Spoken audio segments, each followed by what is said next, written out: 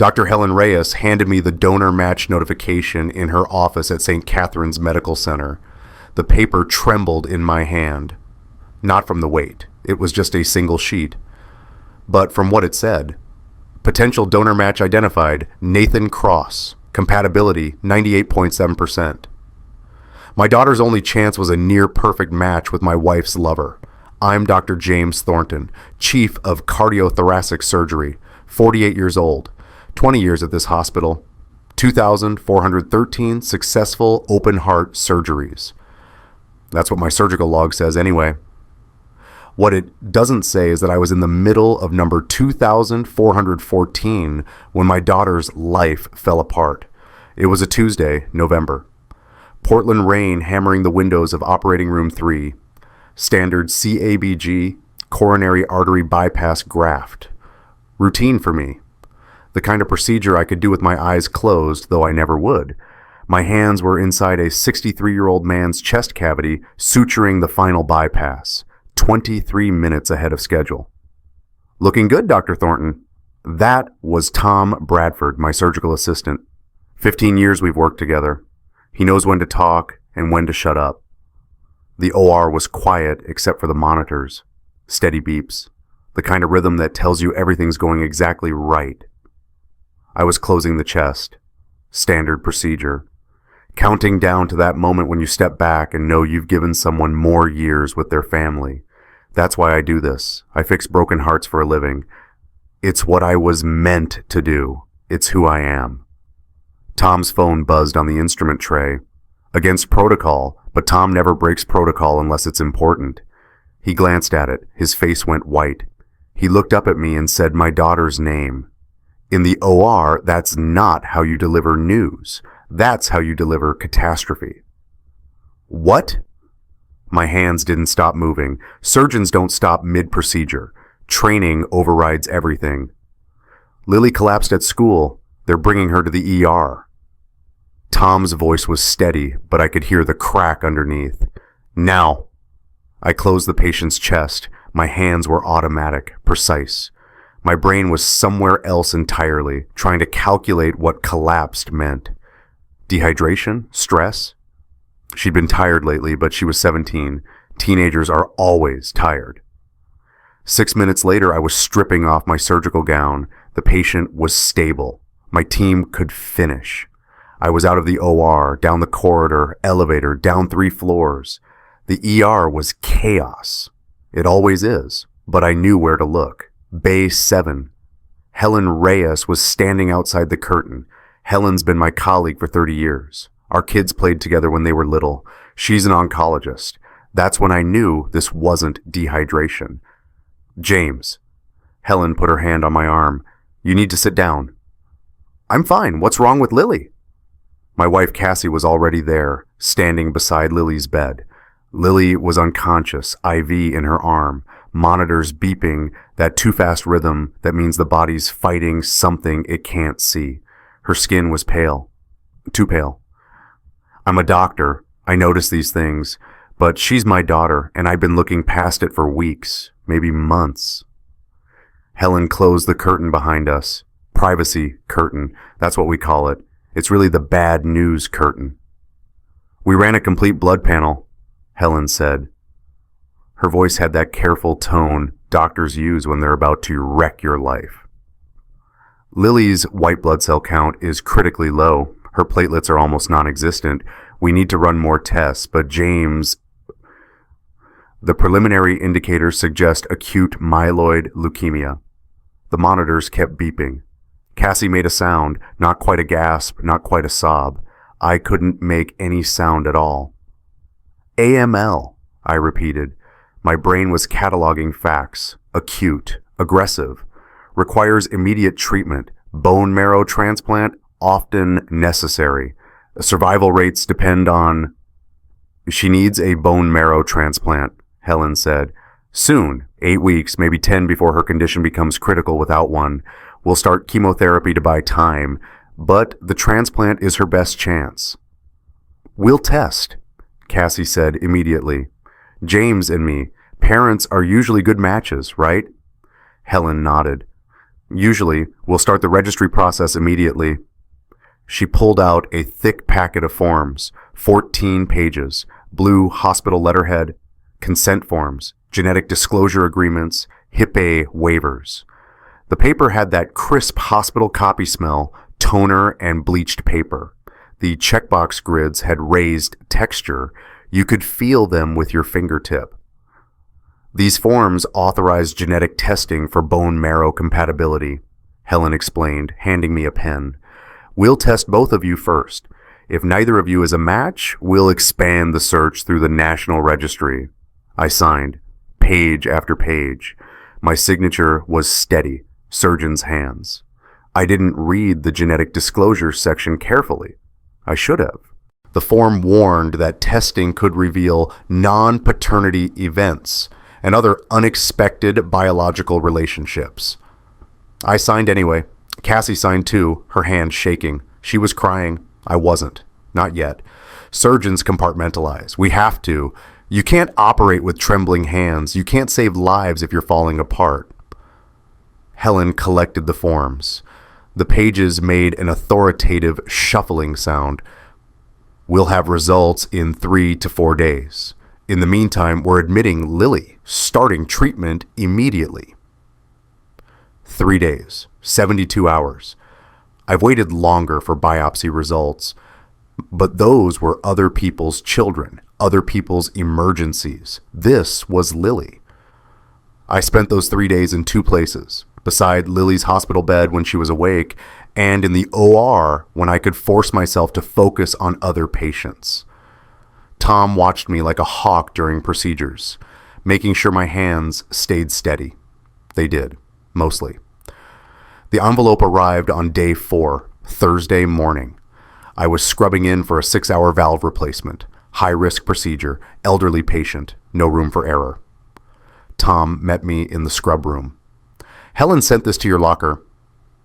He was holding a white envelope, 9 by 12 inches, thick medical-grade cardstock. You could feel the weight of what was inside before opening it. The clinic's logo was embossed. You could trace it with your fingertip. St. Catherine's Genetics Lab printed in navy blue. Confidential, Dr. J. Thornton typed on a white label. The seal was tamper-evident tape.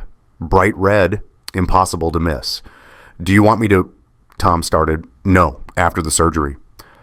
I put the envelope in my locker, closed the door, scrubbed in, put on my gown, my gloves, my mask, became Dr. Thornton again, not Dad, not the man whose daughter was dying, just the surgeon. The procedure took 6 hours and 43 minutes, longer than expected. Complications with the valve placement, but the patient lived. That's what matters. When I came out, Tom was waiting. He didn't say anything, just handed me my locker key. The envelope sat on the top shelf, still sealed. I knew what was in it. Surgeons always know. We just keep operating anyway, hoping the diagnosis changes if we wait long enough. It never does. I sat down on the bench. The locker room was empty. 3 a.m. night shift. I was alone. The envelope was stiff cardstock, made a crinkling sound when I bent it slightly. The seal made a loud ripping sound when I peeled it back. Point of no return. The paper inside slid out with a whisper. 2 pages. The first was standard bone marrow compatibility analysis. I scanned the numbers, HLA markers, tissue typing. Technical details I understood perfectly. Then I saw the line that ended everything. Probability of biological relationship between Dr. James Thornton and patient Lillian Thornton, 0.0%. I read it 3 times, 0.00%. The numbers didn't change. Below that, in smaller print, subject is not biological father of patient. Genetic markers indicate no paternal relationship. Lily wasn't mine, had never been mine. For 16 years, I'd been raising another man's daughter. I sat there on that bench for I don't know how long, the paper trembling in my hands, not from the weight, from what it meant, every memory rearranging itself. Lily's birth, I missed it. Emergency surgery. I came to the hospital 6 hours after she was born, still in my scrubs, and held her for the first time. She had dark eyes, like Cassie's, I'd thought. Her nose was different than mine. But babies all looked strange at first. She grew into her face, grew into our family, except she was never biologically part of it. The locker room door opened. Tom again. He took one look at my face and knew. James, what? I handed him the paper. He read it twice. Then he sat down beside me on the bench. Jesus, I need to tell Helen. We have to expand the donor search. My voice sounded normal, distant, like I was discussing someone else's emergency. If I'm not a biological match, the odds of Cassie being compatible are almost zero. James, maybe you should... I'm fine. I stood up, folded the paper, put it back in the envelope. I have rounds in 4 hours. I need to talk to Helen first. Helen's office was dark except for her desk lamp. She was reviewing files. She looked up when I knocked, saw my face, saw the envelope. You opened it, she said quietly. I'm not her father. I heard myself say the words, but they didn't feel real. Biologically, the test shows 0% relationship. Helen's expression didn't change. She'd already known. She'd seen the results before they went into the envelope. I'm sorry, James. I wanted to prepare you, but we need to expand the donor search immediately.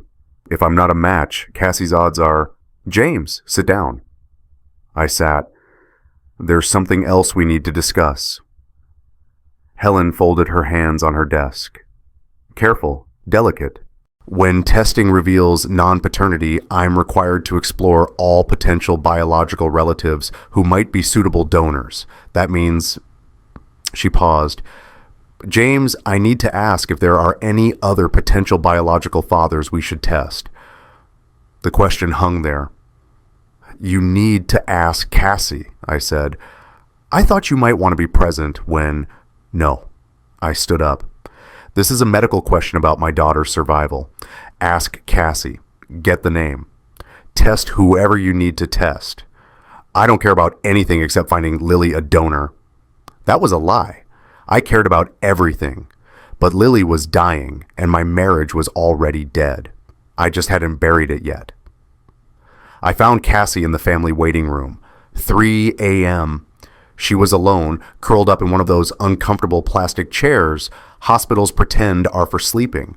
Her eyes were closed, but she wasn't asleep. You can tell. Cassie. She opened her eyes, saw my face. What happened? Is Lily... Lily's stable, but I got my test results back. She sat up straight. And? I'm not a match. I watched her face, watched for the reaction. 0% compatibility, because genetically, I'm not Lily's father. The blood drained from her face. That's not a metaphor. I watched the color literally disappear.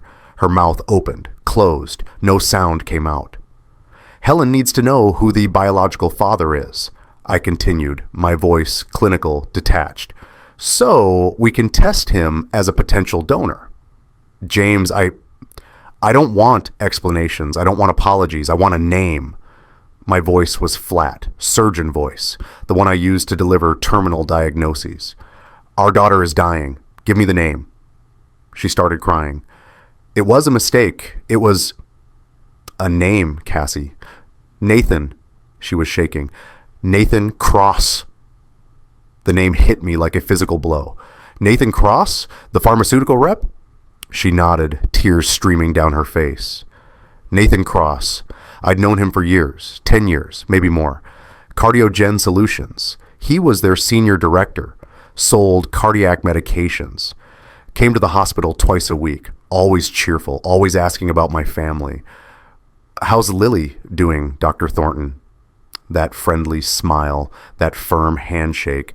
He'd been asking about his own daughter. How long? I asked. James, please. How long, Cassie?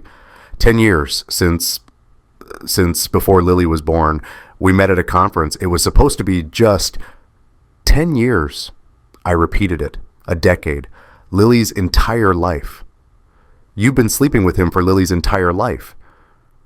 It wasn't like that. It was complicated. We tried to end it so many times, but I held up my hand. Stop. Does he know about Lily? No. God, no. He doesn't know she's his. He's about to. I pulled out my phone. Helen will call him in for testing, standard donor search protocol. He'll figure it out when he sees the compatibility results. James, wait, please. We don't need to talk about anything except saving Lily's life. Everything else is over. Do you understand? Over. She grabbed my arm. I'm so sorry. James, I'm so sorry. You meant it every time. I pulled away from her. For 10 years, you meant it. I walked out of the waiting room, down the corridor, into the elevator, up to Helen's office. She was still at her desk. Nathan Cross, I said, the pharmaceutical rep. Test him.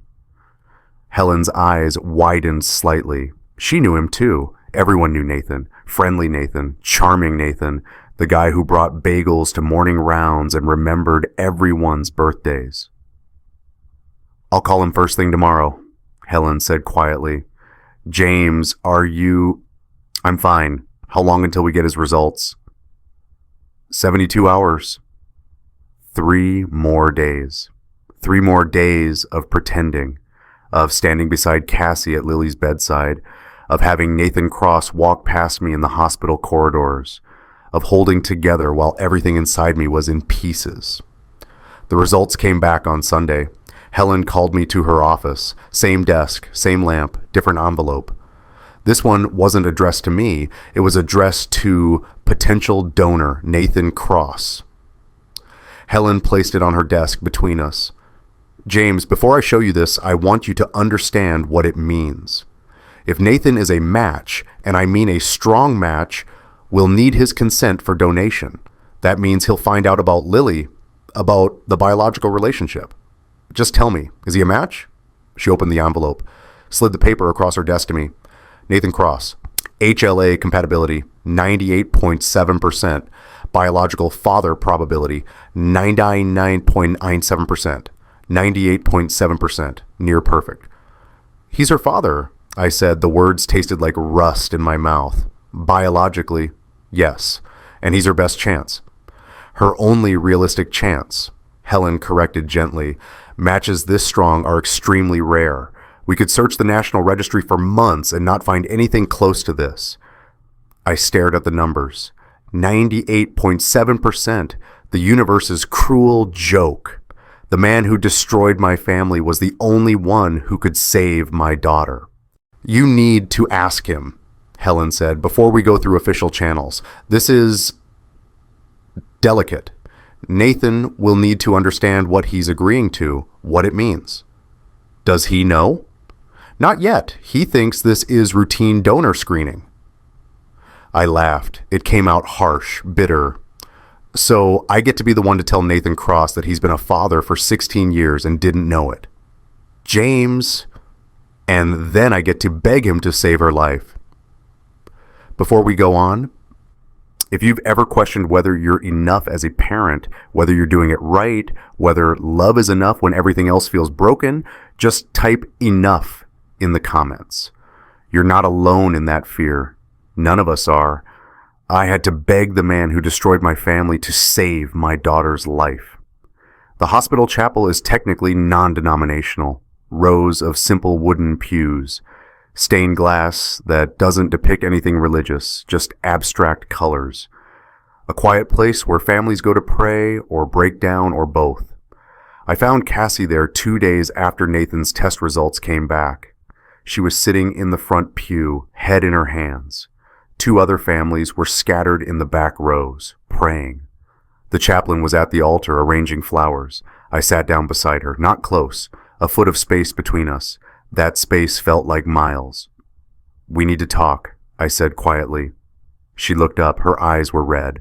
She'd been crying. Again, always crying, as if tears could wash away 10 years. I talked to Helen, I continued. Nathan's results are back. 98.7% match. He's Lily's best chance, her only real chance. I know. Helen called me. Good. Then you know I have to ask him to donate. Cassie's hands twisted in her lap. James, Maybe I should be the one to... No. My voice was flat, cold. You've done enough. I'll handle it. He might say no. I know. James... She reached for my hand. I pulled away. I'm so sorry. If I could go back... But you can't. I turned to face her, kept my voice low. The chaplain was still arranging flowers, but sound carries in chapels. You can't go back. You can't undo 10 years. You can't unsleep with him. You can't make Lily biologically mine. So your apologies don't actually fix anything, do they? I never wanted to hurt you.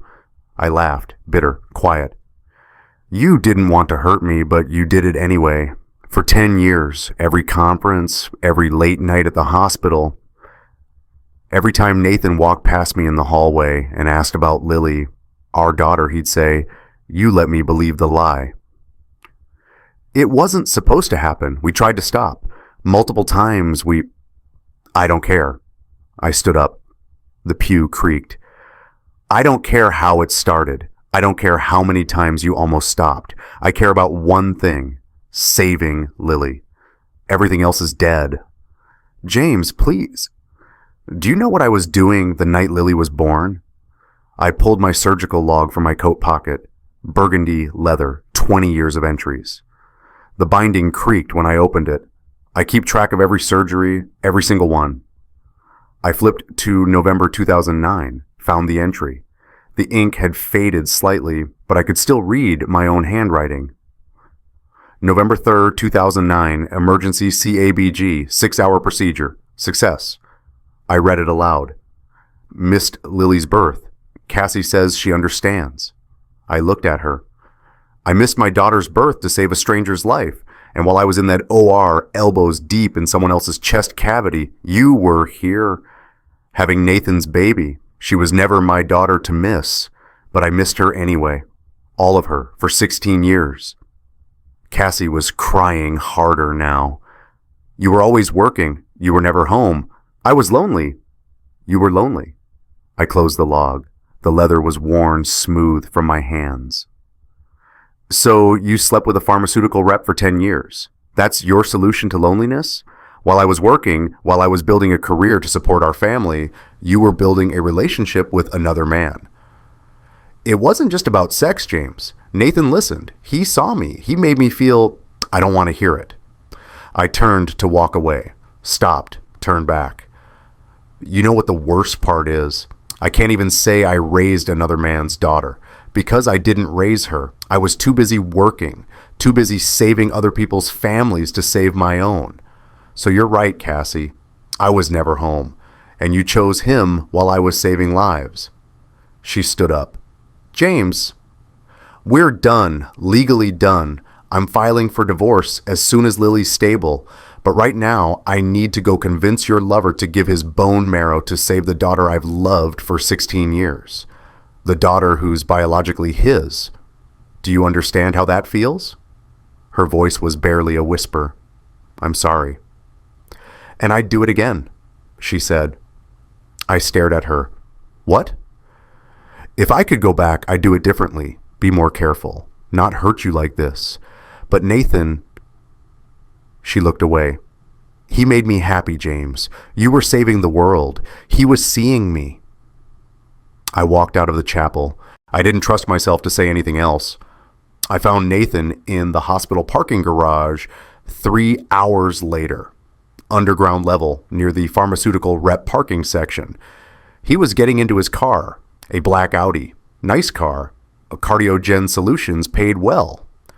Nathan. He turned, smiled, that friendly, open smile. Dr. Thornton, hey, I heard about Lily. I'm so sorry. How's she doing? I walked closer, kept my hands in my pockets, didn't trust them. She's stable for now. That's good. That's really good. He hit the button on his key fob. The car beeped. Helen mentioned she wanted to talk to me about being a potential donor. I'm happy to help however I can. You know that. I know. I stopped about 6 feet away from him. Your test results came back. Oh yeah? Am I a match? 98.7%. His smile widened. That's great. Wait, 98.7%? That's really high, isn't it? It's nearly perfect, parent-level compatibility. The smile faded. He understood. I could see it happening. The calculation, the numbers clicking into place. James, he looked at his car, at me, at the concrete wall, anywhere but my eyes. That doesn't necessarily, it does. My voice was steady, surgeon steady. The compatibility testing also includes biological relationship markers. Lily isn't my biological daughter, but she is yours. 99.97% probability you're her father, Nathan. He leaned against his car. All the color had drained from his face. Jesus. You and Cassie, for how long? James, how long? 10 years. His voice was barely audible. Since before Lily was born, we tried to stop multiple times, but you didn't. I took a step closer. For 10 years, you walked past me in these hallways, shook my hand, asked about my daughter, smiled at me like we were friends. And the whole time, you were sleeping with my wife, raising your daughter in my house, living your life while I paid for hers. I didn't know. He said it desperately. James, I swear to God, I didn't know Lily was mine. Cassie never told me. You thought you were just destroying my marriage, not my entire family. It wasn't like that. Then what was it like, Nathan? Explain it to me, because from where I'm standing, you took everything. My wife, my daughter, 10 years of my life, and now I have to stand here and ask you for the only thing you can actually give me, Lily's life. He was silent. She's dying, I continued. My voice cracked. First time. Acute myeloid leukemia. Without a bone marrow transplant, she has maybe 8 weeks. 10 at most. You're the only match we've found. You're her only real chance. James, I'm begging you. The words tasted like ash. I'm begging you, Nathan. You don't have to do this for me. You don't have to do it for Cassie. But please do it for Lily. She's 16 years old. She has dreams. She wants to go to college. She wants a life, and she's dying. Nathan looked at his feet. If this goes public, I lose my career, my marriage, everything. You already took everything from me. Now give me back my daughter. He shook his head. I need time to think. She doesn't have time. I need to talk to my wife, to Cassie. You need to decide if you're the kind of person who lets a 16-year-old girl die because you're afraid of consequences. Nathan got into his car. I'll call Helen tomorrow. He drove away. I stood there in that parking garage for I don't know how long. The concrete was cold. The fluorescent lights hummed overhead. 3 night shift nurses were smoking near the entrance 50 feet away. Their voices echoed. I had begged. The chief of cardiothoracic surgery had begged a pharmaceutical rep in a parking garage, and he'd walked away. Tom found me in my office the next day. I was reviewing surgical reports, trying to focus, failing. James, he closed the door behind him. We need to talk. I'm fine. You're not fine. Yesterday's valve replacement, you were off by 2 millimeter on the initial incision. The patient's stable. That's not the point. Tom sat down across from my desk. In cardiothoracic surgery, 2 millimeters kills people. You've never been off by 2 millimeter, not once in 15 years. I corrected it. After I pointed it out, I put down the report. What do you want me to say, Tom? I want you to admit you're not okay. I want you to take medical leave. Dr. Liu agrees. Marcus agrees. Dr. Marcus Liu, hospital chief medical officer, my friend for 20 years. You talked to Marcus about me. We're worried about you. You're operating on 3 hours of sleep. You're distracted. You're making mistakes. Small ones now, but they'll get bigger. Yes. I leaned back in my chair, looked at the ceiling. If I stop operating, what do I have left? Your daughter, who isn't mine. She is yours, James. Biology is the only reason she might survive. Because the man who's biologically her father might decide to save her life. if he feels like it, if it's convenient, if it doesn't cost him too much. Tom was quiet for a moment. Marcus is putting you on mandatory leave, effective immediately. For how long? Until Lily's stable, or he didn't finish, or until she dies. That's what he meant. Fine, I stood up. I'll clean out my locker. James, I'm fine, Tom. I wasn't fine. I was operating on autopilot, going through motions. But if I stopped moving, I'd have to think. And if I thought too much, I'd break. Marcus called me to his office that afternoon. Private conference room, glass walls, but he closed the blinds. That's never good. He wasn't alone. Hospital security chief, Jennifer Harrington from legal counsel, and Helen. James, please sit down, Marcus said. I sat. What's this about? Marcus slid a document across the table, 12 pages, thermal paper. Hospital security conducted a routine audit of vendor access logs as part of our investigation into the ethics committee. He paused. Nathan Cross's badge shows 247 entries into the hospital over the past 10 years. Many of those entries occurred late at night, during times when Cassie was documented as working late. I picked up the report, dates highlighted in yellow. March 15th, 2015, 11:47 p.m., badge swipe, Nathan Cross. I flipped through the pages, dozens of late-night entries. The paper made that whispering sound. What were you investigating the ethics committee for? I asked. Potential violations of vendor access policies, Jennifer said carefully. If a hospital ethics chair was having a relationship with a pharmaceutical representative who had regular access to... You're investigating Cassie. We're investigating potential policy violations, Marcus corrected. But James, I wanted you to know before this goes to the board, there will be a formal hearing in 3 weeks.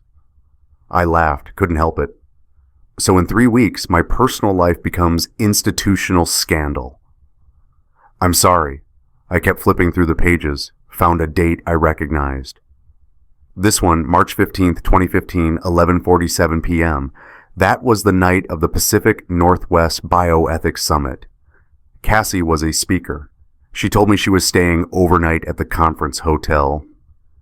I pulled out my phone, searched my emails, found the conference program, downloaded it years ago, opened it.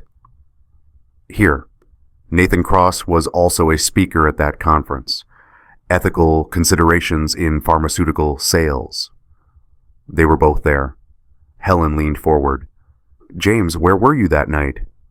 I didn't need to check my surgical log. I remembered. Emergency coronary bypass started at 10 p.m., went until 3 a.m. So while you were in surgery, Marcus said quietly, Nathan and Cassie were both at the hospital, together. I kept reading the badge logs, page after page, a decade of evidence. Nathan's badge swiping through hospital security, beep click. That sound, I'd heard it 10,000 times. Every time I entered the OR, every secured area, that ordinary forgettable sound, it was the soundtrack to my betrayal, 247 times. Beep click, beep click, beep click. What happens to Cassie? I asked. If the investigation confirms a relationship that violated vendor access policies, Jennifer paused. She'll likely be suspended from the ethics committee, possibly terminated. Good. Marcus looked uncomfortable. James, she deserves it, Marcus. She taught medical ethics while violating every principle she claimed to believe in. Let the board handle it however they want. I don't care. That was a lie. I cared. But I was so tired of caring. I went home that night, first time in days. The house was empty. Cassie was at the hospital with Lily. I walked through rooms that felt like someone else's life. Cassie's office was on the second floor. Her desk was neat, organized. A bookshelf lined one wall. Her degrees hung on another. PhD in bioethics, summa cum laude. She'd been proud of those degrees. I'd been proud of her. The bookshelf had her academic publications, textbooks she'd written. One in particular caught my eye. Bioethics in Practice by Cassandra Thornton, PhD, published 2018, hardcover, 400 pages. Her professional headshot on the back cover. I pulled it off the shelf. The book was heavy, 2 pounds at least. Academic weight. The spine cracked when I opened it. Someone had read this copy, studied it. The pages smelled like library, old paper, slight must. I flipped to chapter 6, The Ethics of Truth-Telling. In the margin, handwriting, not Cassie's, neater, masculine, blue pen. See, James will never know. He's too busy saving other people's families to notice his own. Meet me at the usual place tomorrow. I ran my finger over the words. The pen had pressed into the paper. Little indentations. Raised. Tangible. Real. I flipped through more pages. More notes. Chapter 8. Fidelity and Trust in Medical Relationships. C. Thinking about you. Can't wait for Thursday. N. Chapter 12. Professional Boundaries. C. You look beautiful today. That blue dress. James didn't even notice, did he? N. She'd written a book about medical honesty. 400 pages about truth and ethics and integrity in healthcare. And he'd left love notes in the margins. They'd turned her academic work, her professional expertise, into a private joke, a love letter medium, the ethics of truth-telling while living a decade-long lie. Here's where I need your help. If you were me, your daughter dying, and the only donor match is the man who destroyed your family, would you, option A, beg him to donate and swallow your pride? Type swallow. Or option B, tell him to go to hell and keep searching for another donor, even if time runs out. Type search. What would you do? Because I had to make that choice, and I'm still not sure I made the right one, whatever you chose. Here's what I did. I threw the book across the room. It hit the wall where her PhD diploma hung. The frame shattered, glass everywhere. The book made a hollow thud when it hit the floor. Both crashed down together, her credentials and her lies. All of it broken. I left the mess there, walked out, got in my car, drove back to the hospital. It was 3 a.m. when I found myself in the OR observation deck.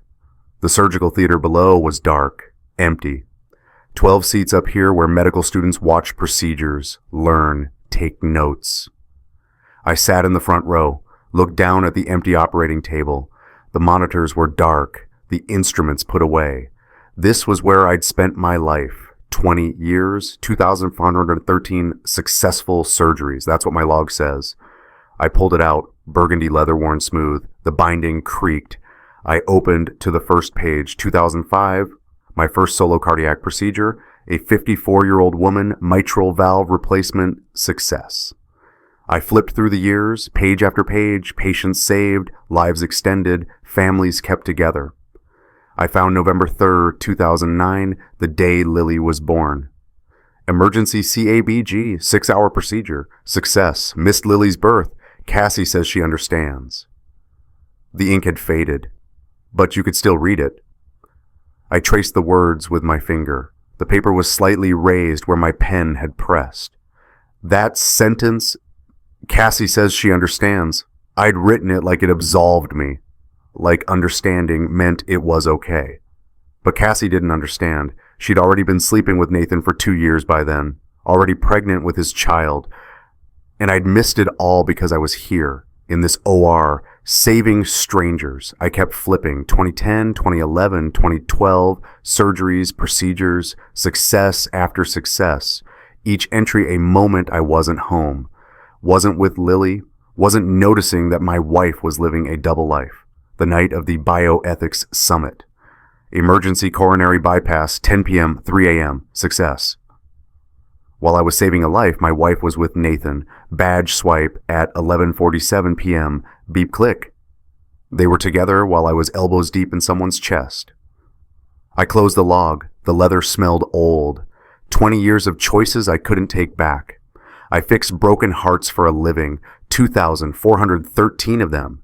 But the 2 hearts that mattered most, Cassie's and Lily's, I never even saw were broken. Maybe because I was never looking at home. I sat there in the dark observation deck, alone, the empty OR below me, Portland city lights through the windows. It was quiet, that particular 3 a.m. hospital quiet, the kind where you can hear your own thoughts too clearly. I'd built a career, a reputation, became chief of cardiothoracic surgery, saved thousands of lives. And while I was building all of that, my actual life was falling apart. My wife was with another man. My daughter was another man's daughter, and I'd been too busy saving other people's families to notice I was losing mine. The surgical log sat in my lap. 5,040 days of entries. That's how many days Lily had been alive. 16 years. And in those 5,840 days, how many had I actually been present? Actually been a father instead of a surgeon? Not enough. Never enough. I thought about Nathan, about his badge swiping through hospital security 247 times, about his handwriting in Cassie's textbook margins, about him asking me how Lily was doing. "How's your daughter, Dr. Thornton?"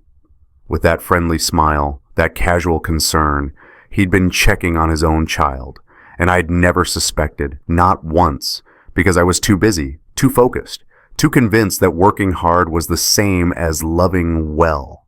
It wasn't. The hospital gala invitation was in my coat pocket. I'd forgotten about it. Ivory cardstock, gold embossing, celebrating Dr. James Thornton, 20 years of Healing Hearts, December 12th, 2025. 20 years of Healing Hearts. I was supposed to give a speech, talk about my career, my achievements, the patients I'd saved. Cassie was supposed to stand beside me, smile for the photos, the proud wife of the dedicated surgeon. What a joke. What a beautiful, terrible joke. I sat there in that empty observation deck until dawn, watching the sky lighten through the windows, holding my surgical log and my gala invitation and the wreckage of my life.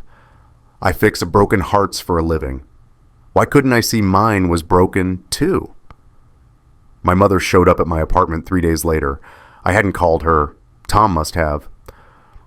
She let herself in with the spare key I'd given her years ago, found me on the couch, surgical log open on my lap, staring at nothing. "James." She sat down beside me. 72 years old, widow for 5 years. She'd lost my father to a heart attack, sudden, no warning. I'd been in surgery when it happened, missed that too. "Hi, Mom. Tom called me, told me what's happening." She took my hand. Her skin was paper thin, spotted with age. "With Lily, with Cassie, all of it." "Then you know there's nothing to say." "There's always something to say." She squeezed my hand. "Are you going to tell Lily the truth?" I looked at her. "About Nathan?" "About everything." "I don't know. Helen says I don't have to. We can tell Lily that Nathan's just a donor match, a stranger who agreed to help. She never has to know he's her biological father. But you'd know." "I already know." "And you'd be protecting her from the truth." My mother's voice was gentle but firm. "James, I raised you to be honest, even when it hurts. Especially when it hurts. She's 16. She's dying. She doesn't need this on top of everything else. Or she needs her father to be honest with her. I'm not her father, biologically." My mother's hand tightened on mine, sharp. "Don't you dare. Don't you dare say you're not her father. You've been her father for 16 years. You held her when she had nightmares. You taught her to ride a bike. You sat through every school play, every parent-teacher conference. Biology didn't do that. You did. But biology is the only thing that can save her now. No, love is what saves her. Nathan's bone marrow gives her a chance at life. Your love gives her a reason to fight for it. Don't confuse the two." I was quiet for a long time. If I tell her, she might hate me. For what? For not being her real father. You are her real father, James. You're just not her biological one. There's a difference. She stood up, pulled me to my feet. "And if you don't tell her before the transplant, that lie will sit between you forever. Even if she never finds out, you'll know. And it'll poison everything. What if Nathan refuses to donate?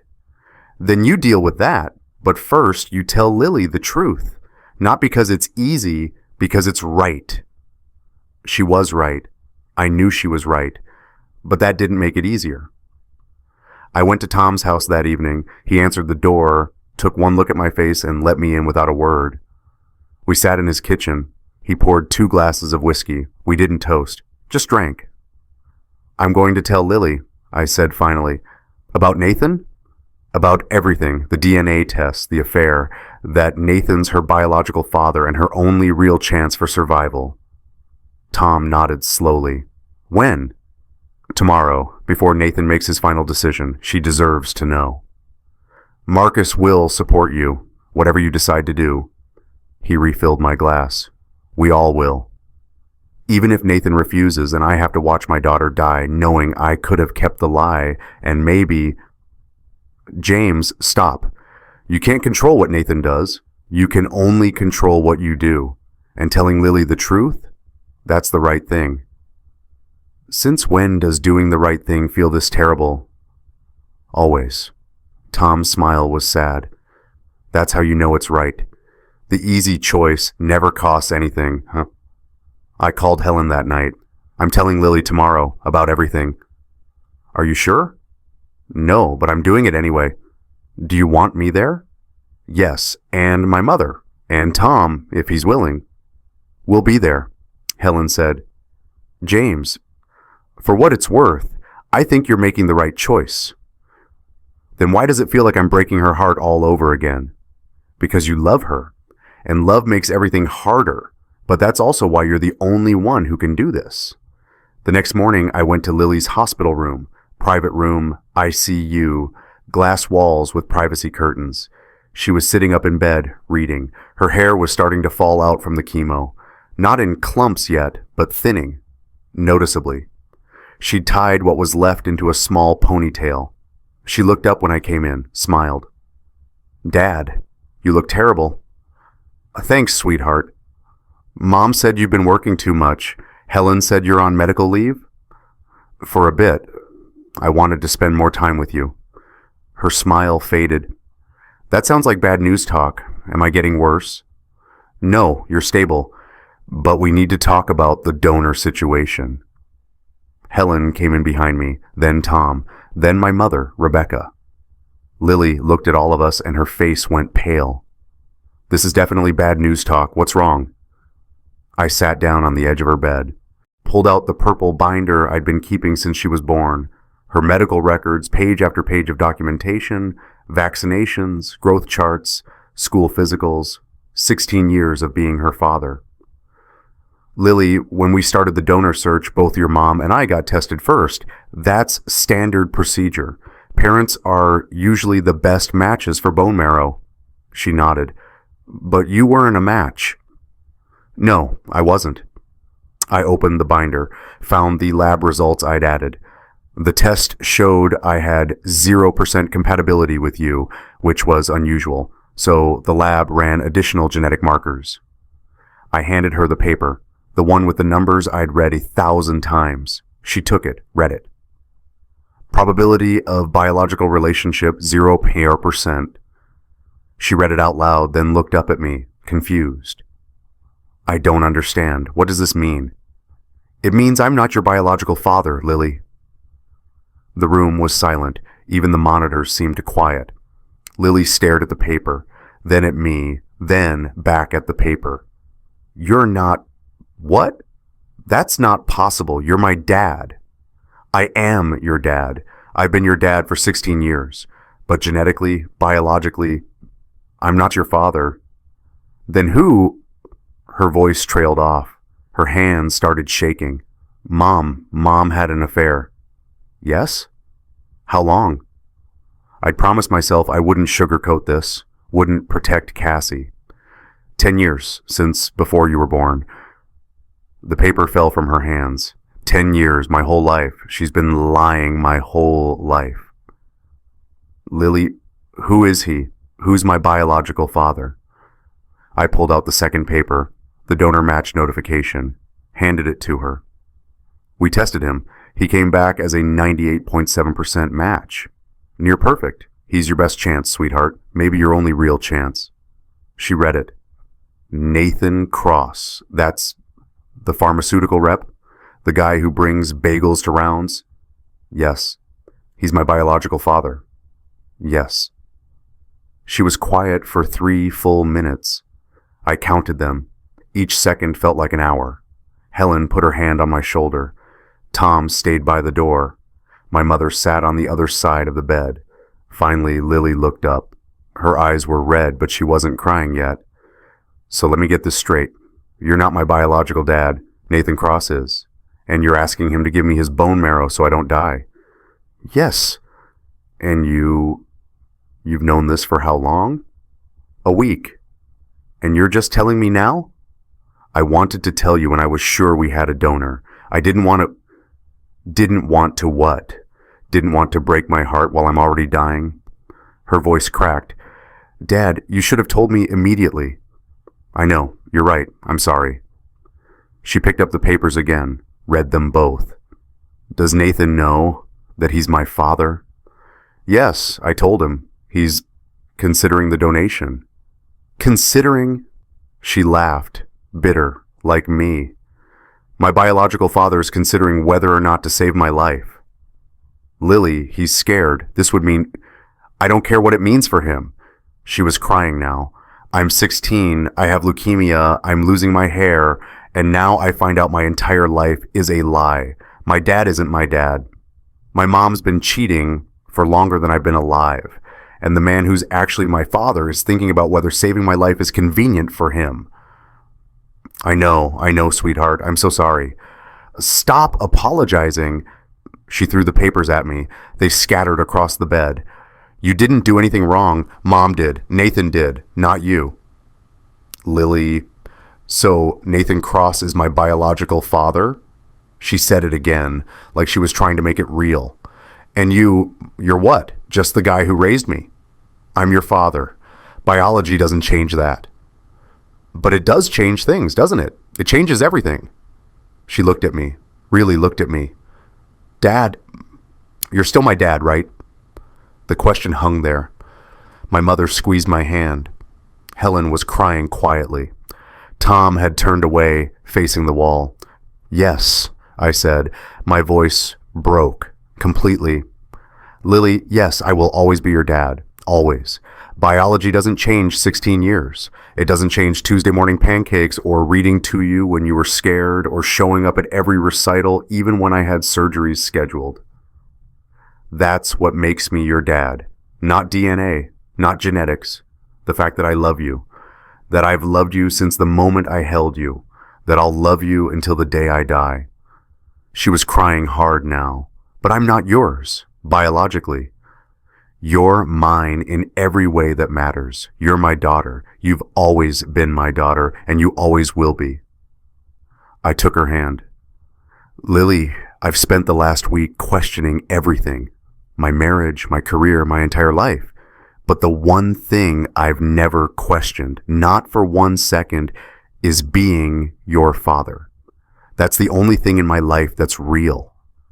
She grabbed me, pulled me close, sobbed into my shoulder. I held her, like I'd held her 1,000 times before, when she was scared, when she was hurt, when she needed her dad. I was still her dad. Biology didn't change that. When she finally pulled back, her face was red and swollen. Dad, I'm scared. I know. What if Nathan says no? What if he won't donate?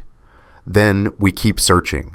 We'll find another match. You're lying. You said he's my best chance. Maybe my only chance. She wiped her eyes. You have to convince him.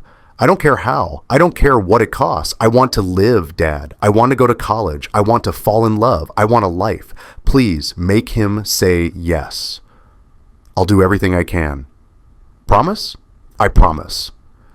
She looked at the papers scattered on the bed, picked up Nathan's donor match notification. If he agrees and if he gives me his bone marrow, do I have to see him? Talk to him? Only if you want to. I don't ever want to meet him. He's not my dad. You are. She looked at me. Biology just helped. You saved my life by being there every day. That's what matters. I couldn't speak. Could barely breathe. I just held her hand and tried not to completely fall apart. My mother stood up. Lily, your father loves you more than anything in this world. Don't you ever forget that. I won't, Grandma. Helen wiped her eyes. Lily, I need to know. If Nathan agrees to donate, are you comfortable proceeding? Medically? Yes. I don't care where the bone marrow comes from. I just want to live.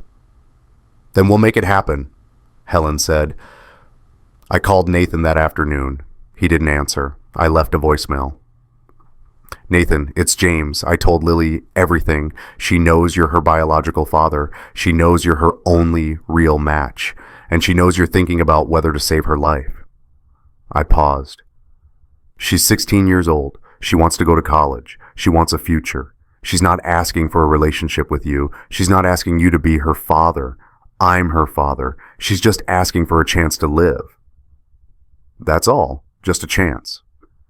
I hung up, waited. He didn't call back that day, or the next. On the third day, Marcus called me. Nathan Cross is here. He wants to talk to you. In my office. Can you come? I drove to the hospital. Marcus's office, top floor. Nathan was sitting in one of the chairs across from Marcus's desk. He looked terrible, hadn't slept, probably hadn't eaten. I sat down in the chair next to him, didn't look at him. Marcus sat behind his desk. Nathan has something he wants to say. Nathan cleared his throat. I'm going to do it. The donation. I signed the consent forms this morning. Relief flooded through me. Thank you. But I need something from you first. I finally looked at him. What? I need you to promise that Lily will never know I'm her biological father. His voice was shaking. I need you to tell her I'm just a donor, a stranger, someone who happened to match. That's all. Nathan. My wife doesn't know. My career is already over. The hospital investigation, the scandal, all of it.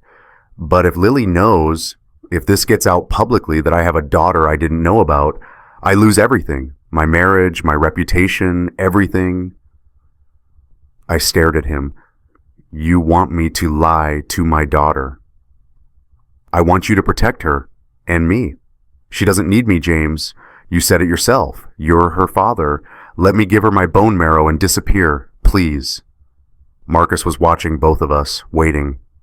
I thought about Lily, about what she'd said. I don't ever want to meet him. He's not my dad. You are. Lily already knows, I said quietly. I told her the truth. I won't lie to her, not even for you. Nathan's face went white. You told her.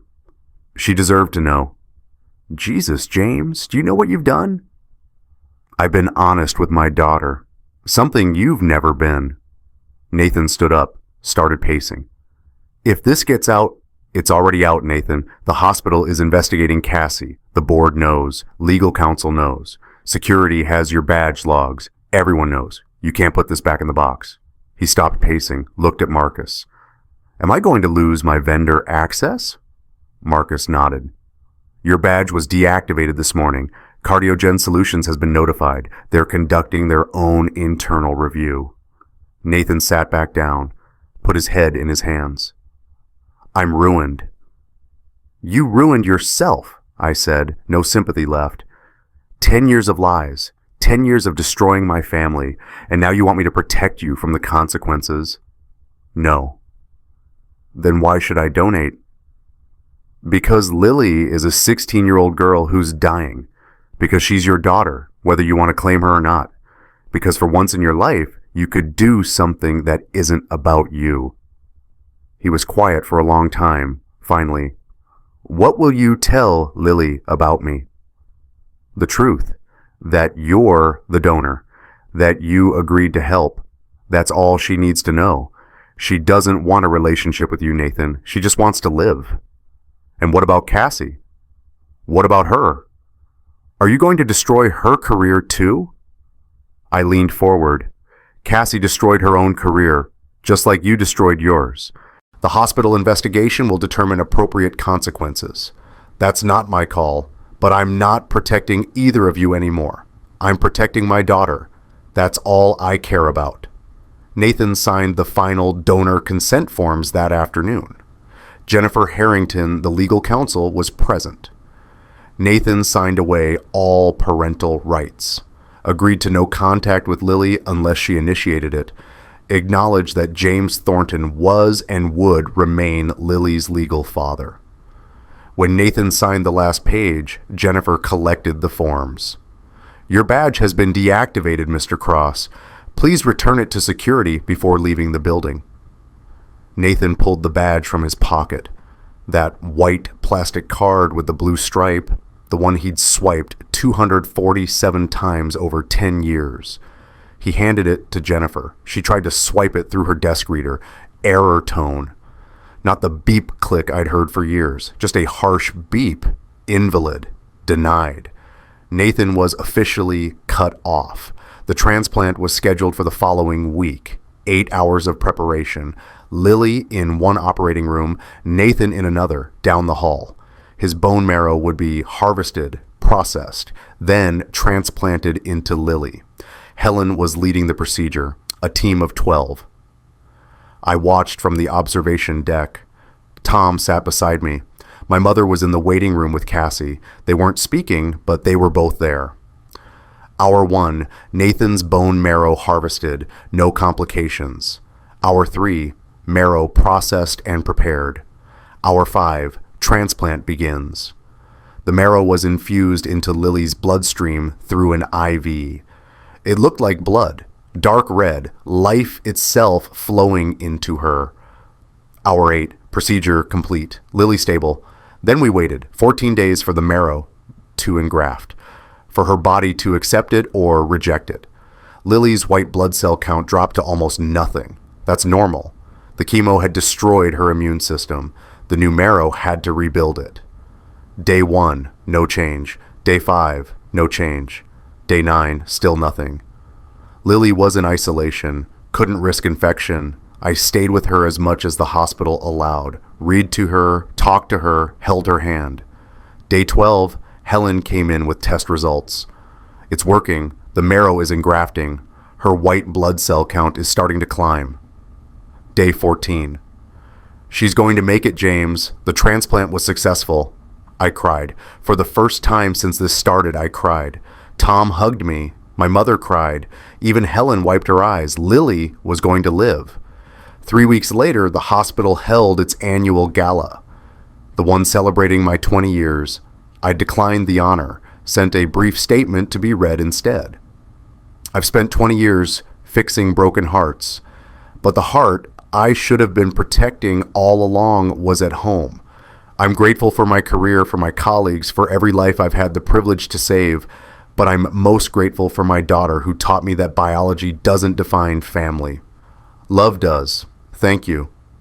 The statement was read to 400 people. I wasn't there to hear it. I was with Lily. In her hospital room, she was doing well. Her white blood cell count was climbing steadily. Her hair was starting to grow back, soft fuzz. She said it made her look like a baby chick. I said she looked beautiful. Cassie had been suspended from the ethics committee pending the investigation's outcome. She'd likely be terminated. Her academic reputation was in shambles. We'd filed for divorce. The papers were signed. Nathan had lost his job with Cardiogen Solutions. His wife had filed for divorce too. He'd sent a letter to Helen asking about Lily.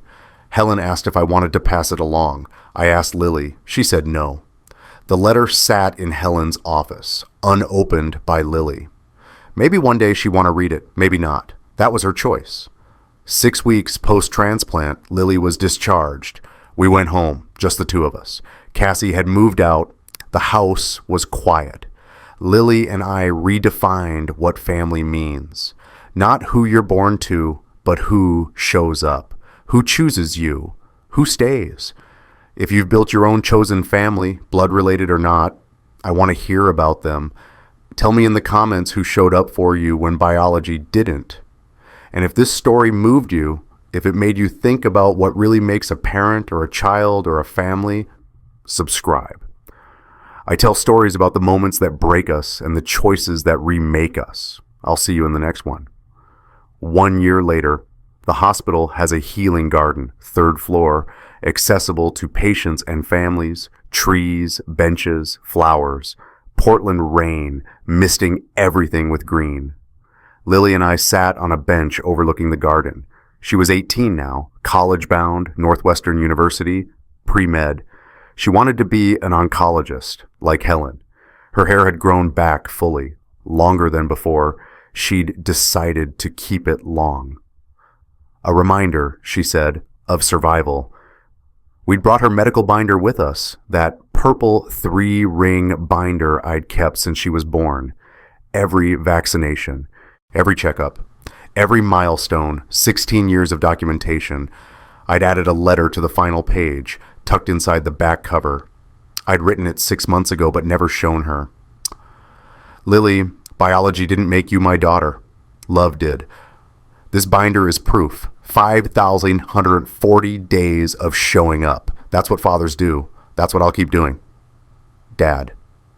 She read it now, for the first time, tears streaming down her face. Dad, I meant every word. She closed the binder, set it on the bench between us, touched the small scar on her chest, the transplant entry point barely visible now, just a mark. This scar saved my life, she said. I shook my head. No, love saved your life. Biology just helped. She smiled. That smile I'd seen for 16, 17 years now. The one that had nothing to do with DNA and everything to do with Tuesday morning pancakes and late night emergency room visits and choosing to show up every single day.